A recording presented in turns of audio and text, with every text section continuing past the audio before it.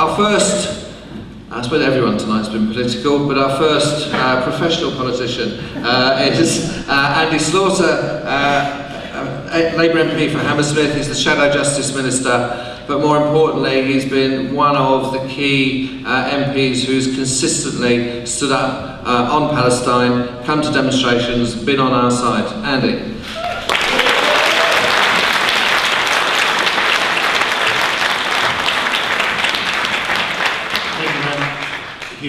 I'm never been called a professional anything, I don't think.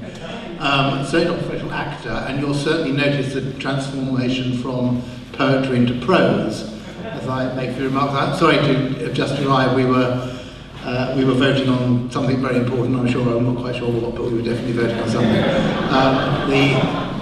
Just to confirm all your prejudices.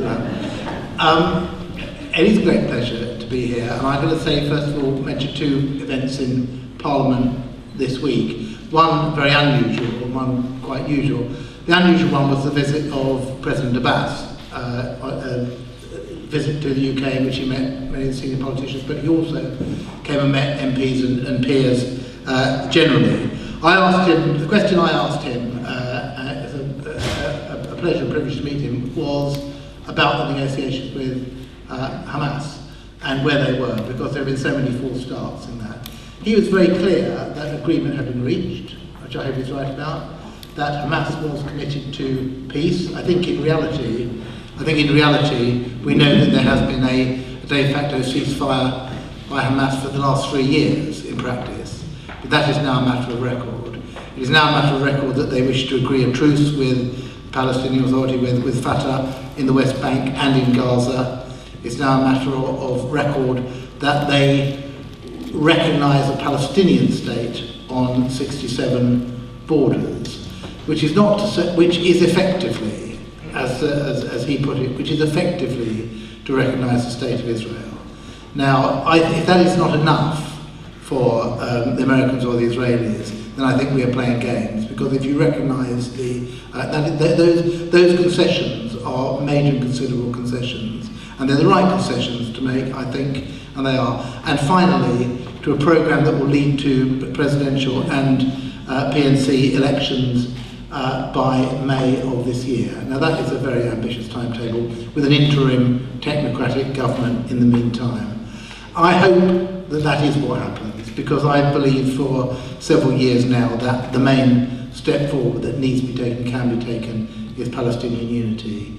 And the reason I ask that question is I'm much more interested at the moment, and I don't regret having to say this, in the talks that are going on in Cairo between Fatah and Hamas than I am in the talks going on in Amman between the Israelis and the Palestinian Authority, because I believe that frankly they are not being taken seriously by the Israelis, and they are there simply as a sop to spend time.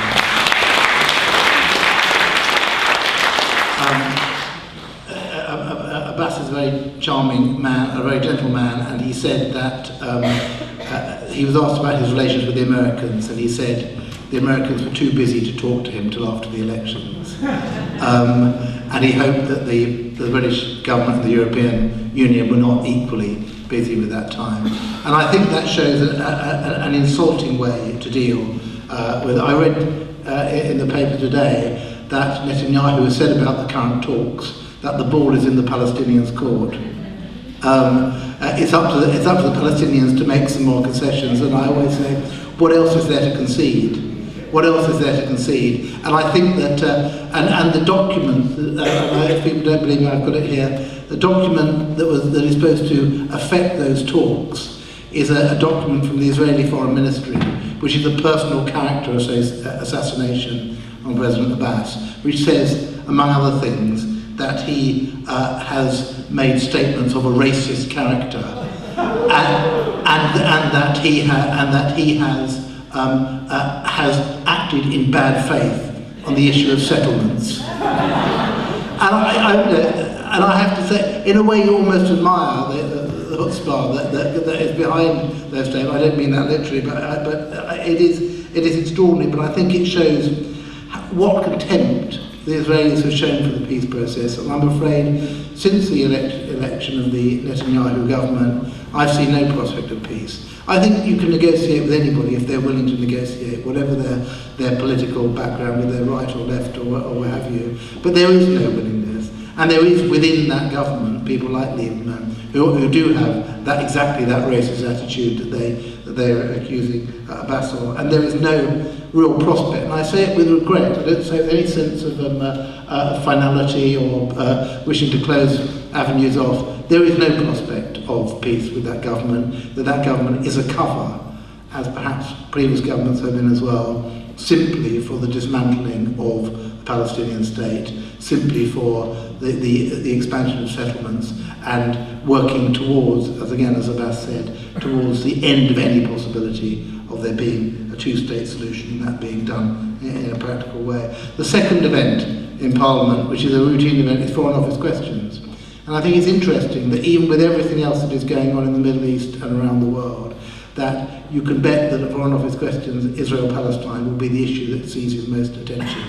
And there was an interesting debate on the issue of settlement building and the demolition of Palestinian homes. It wasn't, in the end, an unfair, one side getting more of a crack of the whip than the other. But the other debate that took place over a question was over the issue of rockets being fired from Gaza into southern Israel.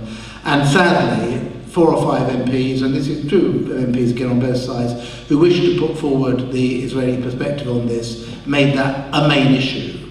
Had I been called, I would have said this. Unfortunately, I didn't get to speak because I would have reminded the House that since rocket attacks from Gaza began in 2004, 21 people have been killed in southern Israel, and of course we regret that.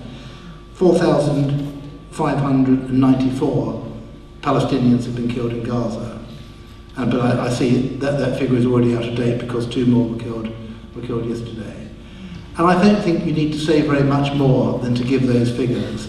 The extraordinary disparity, inequality of arms, which is not reflected, and I'm afraid my colleagues are as guilty, some of my colleagues are as guilty of this as the British media and the Israeli propaganda machine, that the whole impact in talking about rocket attacks from Gaza, in talking about alleged offences by Palestinian side, is to mask that disparity. Is to in some way obfuscate what is happening so that people who are genuinely uninformed but who would be sympathetic to Palestinian cause are not allowed to be so. I visit the region quite often, and I've seen not only to Gaza, where I went 2 or 3 weeks after the invasion 3 years ago, but I've been within the last 2 years. I've been to Silwan, I've been to Sheikh Jarrah, I've been to Hebron, I've been to East Jerusalem, I've seen the settlements, I've been to the Negev, and every single one of those areas, and many, many more, are examples of a different form of discrimination, humiliation, punishment of people. They are further indignities and further criminal acts within the overall criminal act of occupation which the Palestinian people have suffered for so many years.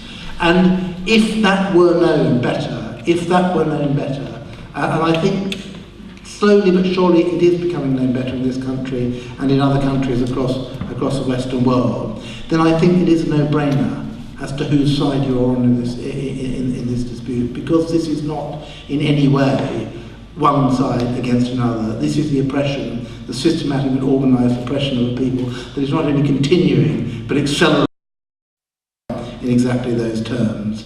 But the fact remains that at the moment, those individual humiliations, punishment, deaths, indignities, imprisonment of thousands of people, including many children, continue on a day-to-day basis, and the situation gets worse, and the prospects of peace get worse because of the actions of the Israeli government, not because of the general situation, not because there isn't sufficient interest from outside, but because of the actions of the Israeli government. And that is the point that everybody here and the much wider community who support Palestinian cause have to keep being clear about. That pressure has to increase.